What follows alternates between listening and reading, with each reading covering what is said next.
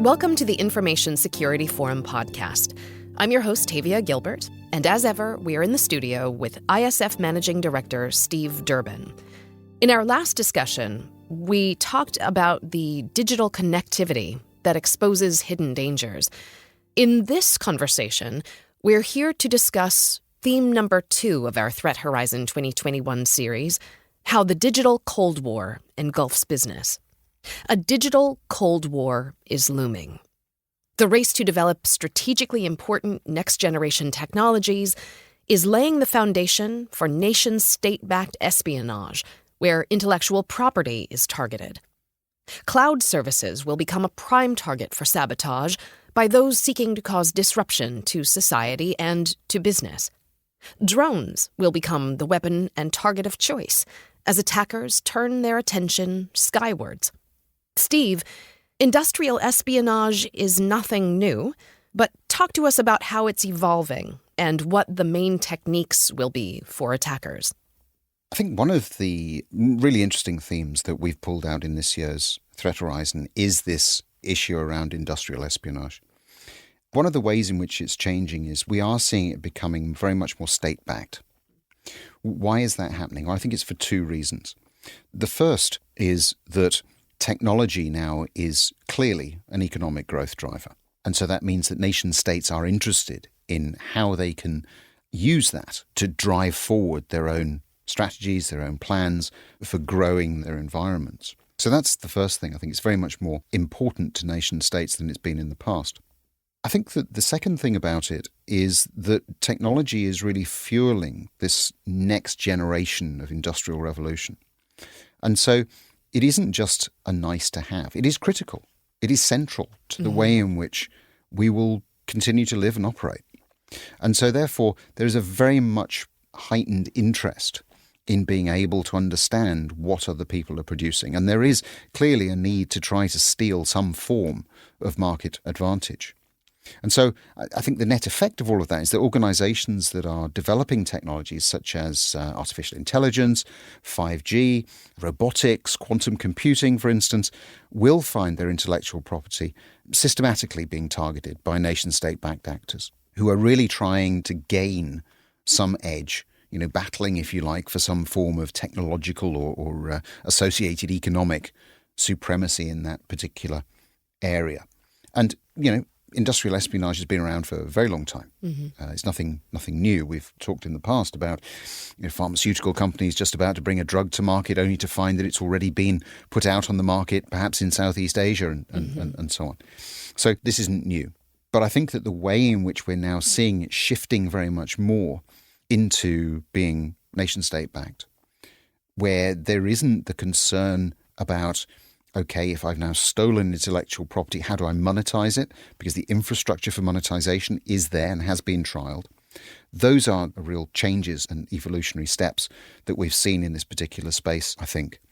And interestingly, it is taking us into an environment where, from a business standpoint, we need to be taking a slightly different look at some of the security controls that we're putting in place to protect our intellectual property in this space.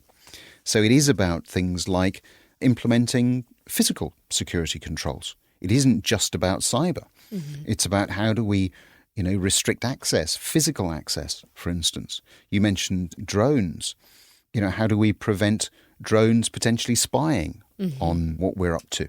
Those are all physical elements. And one of the things that I find really interesting is that a number of our members are actually transitioning some of their security people into being responsible not just for cyber, but also for physical security. And so there is this coming together, I think, a realization of the fact that security is a much bigger issue than perhaps it has been in the past. And so I think, organizations do have to look at how they can protect themselves better against espionage. They obviously need to be reviewing the different legal controls that are available to them as it relates to some of their high-value intellectual property, because this certainly isn't something that's going to go away. And I think that the fact that it is state-backed really does give an indication as to the seriousness, which of course presents a challenge for a lot of organizations in terms of protecting that intellectual property. Right. Organizations are not only increasingly reliant on the cloud, but on a small number of providers, such as Google or Amazon, that dominate the field. How do organizations create a fail-safe against attacks on cloud services providers that support large and critical elements of their business infrastructure? It's a really topical question, and one that I think is keeping a lot of people up at night.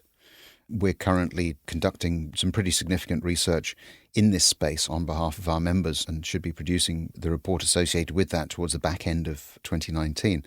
And we've done a lot of work in this space before, but I think that this shift towards very much more information being stored in a cloud environment, the number of providers being much smaller than they were in the past, is changing things. So the challenge is that attackers will aim to sabotage cloud services. There's no doubt about that. Why? Because there is so much more information being held up there, and it does again relate to not just business but also government type data. So critical national infrastructure raises its head again in this particular space. Attacks on the cloud have the ability to have significant impact, crippling in some instances supply chains or compromising, vast quantities of data. And some organizations will become collateral damage because they happen to be related to other organizations when cloud services go down. Mm-hmm. So I think that the real challenge in this particular space is for organizations, how do they really recognize the role that they have to play in conjunction with their cloud service provider? Because yes, the cloud service provider is going to be responsible for providing an infrastructure, but they're not going to assume responsibility for the data that you store up there. Right. And indeed, we're starting to see very much more slicing in terms of the services that these providers operate and provide. And what I mean by that is that as a business, you can choose the level of security that you want to have applied to some of the data and systems that you have up there. And so we start to get into this risk assessment. What is it worth to me? I think that the other point that you make, though, about there being a small number of providers is worth just talking about as well, in that certainly the likes of Amazon, for instance, Google, do have the ability to provide a much higher degree of security around the data that's stored in the cloud than perhaps an SME would be able to. A small to mid-sized business simply doesn't have the resources available to do that kind of thing. And so I think that for organizations, the task is actually relatively simple.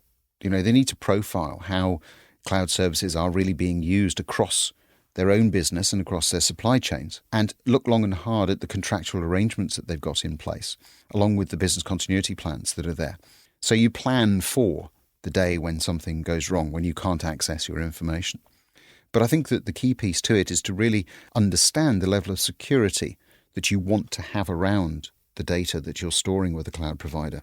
Recognize that you are responsible for that. And as I say, that's going to require some pretty sophisticated risk assessment to be carried out. And, our members are doing that on an ongoing basis using some of our tools, such as our benchmark tool or our IRAM2 tool, that enables them to get a much better grip on what is valuable and the risks associated with it. Mm-hmm. As we've been discussing, the threat landscape is expanding into the cloud and, with drones, into the skies.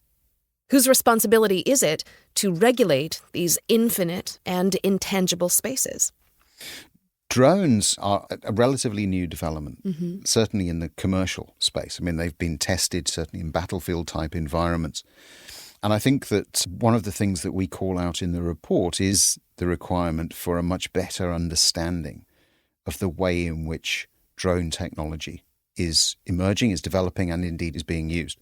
And the question that you posed there is around regulation. We are seeing some relaxing in terms of the way in which drones can fly. So across Europe, certainly they will be able to fly above 400 feet. That may cause some challenges, particularly for aircraft.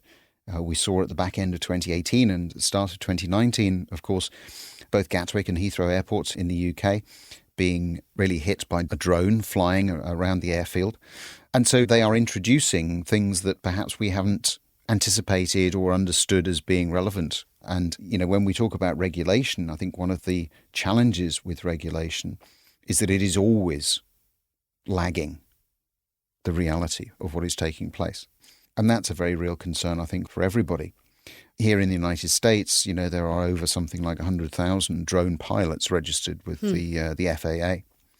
And so I don't think anybody is in any doubt as to the role that drones will be playing.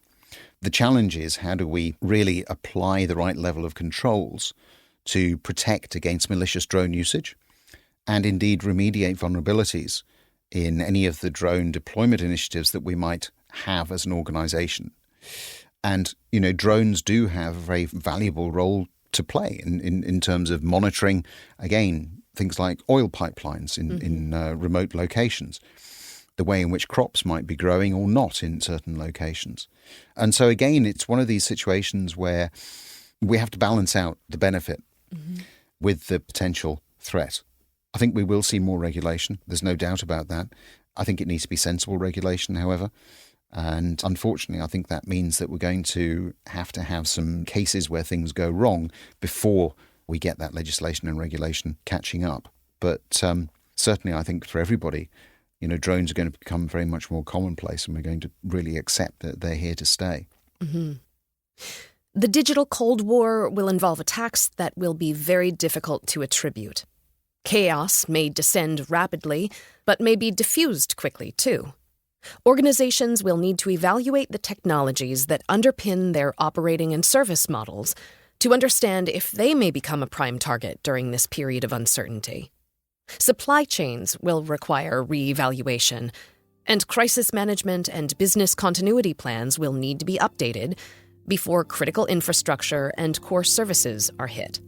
In the next and final episode in our special Threat Horizon 2021 series, I want to sit down to discuss with you the Threat Horizon Theme 3, Digital Competitors Rip Up the Rulebook. So thank you again, Steve, for enlightening our listeners and giving us a preview about what's coming in the future.